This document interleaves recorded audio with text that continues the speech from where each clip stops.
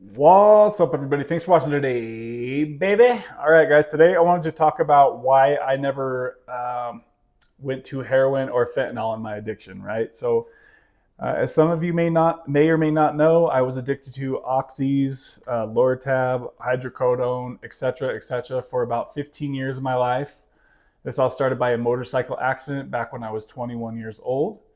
So obviously my addiction progressed, and before I jump into this video, I need to let you guys know that I'm not a doctor. Nothing on this channel is medical advice. If you're struggling with addiction, please seek out your own medical doctor.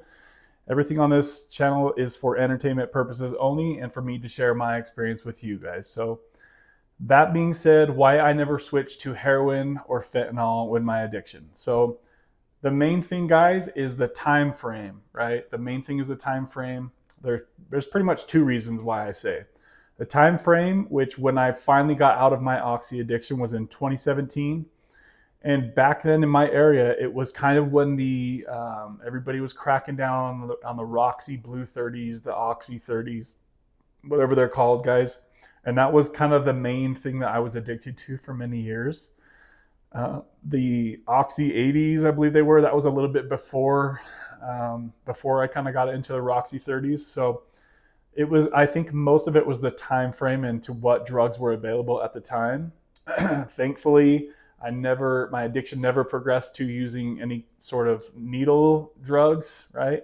So I never had to switch to heroin. I never had to switch to fentanyl, mainly because of the time frame in which I got out of addiction. And then also another main reason is because I found Suboxone, right? As soon as I found Suboxone, I knew that, wow, this is a tool that I can use to get out of this spending $100 to $200 a day on my habit, right? I could buy one Suboxone and just be totally fine for the whole day. What? This is awesome. This is great. So I thought when I first tried Suboxone, I thought this is my ticket out of this toxic lifestyle, right? And for quite a while, I got Suboxone from friends or people off the streets, and that was, I mean, it was helping me, but I kept flip flopping, right? I kept going back because people would run out of Suboxone, then I would have to go back to opiates, and then I would have to run out of opiates and go back to Suboxone. So I was flip flopping for, if I had to guess, I would say somewhere around 6 months to a year. I did that somewhere right around there.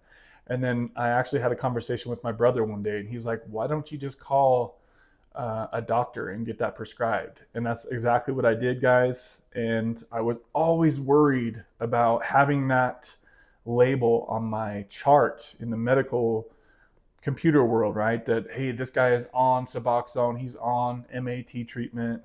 And that was a major reason of why I never went into the doctor to get my medication prescribed. But once I did that and I got steady on a dose, I didn't have to worry about my dose running out. And now I was seeing a counselor who I really enjoyed. And also I was getting tested, right? So that was additional. I really enjoyed having the clean urine tests. I was like proud of myself for having that, right, guys? So I never once failed. I never once had a bad urine test. Once I got prescribed, I was in the MAT clinic treatment with counseling. I never once had a bad urine test from there out. So that's a major reason why, guys, if I hadn't made that phone call to the doctor, I probably would have been flip flopping for a while still. If you guys are in that flip floppy crap and you're going back and forth, you're using Suboxone just to save you through your rough patches, just go get the prescription, guys. Please do yourself a favor. It will take a major amount of stress off of your shoulders to be able to go every month and get exactly as many as you need from your doctor. I just felt so much less stressed about my addiction once I had that constant prescription coming in, right? Now, a lot of people are just going right to Sublocade, and that could be even that much easier if you have the insurance or the means to pay for the shot, right? So that's a totally different discussion. You guys know we talk plenty about Sublocade on this channel. I do believe it is the future of MAT treatment, definitely. And I have made other videos talking about this as well in the past. But just to speak on this video, those are the reasons why, guys, because I found Suboxone. And because another reason too is because, quite honestly, I could afford my habit back then. I was making really good money back in those days. So to spend $3,000 a month on my on my habit, it wasn't a big deal at all. I wasn't worried about it at all because I was really kicking butt out there, working my butt off actually back in those days. So I could afford it. And the time in which because I don't believe fentanyl was even around back then, not in my area at least. I did lose a lot of friends to heroin addiction, probably somewhere around 10 different people I knew that died from heroin addiction. So I was always really worried about going down that road. So it was always something I was totally paranoid to do. And that's why I never went down that road.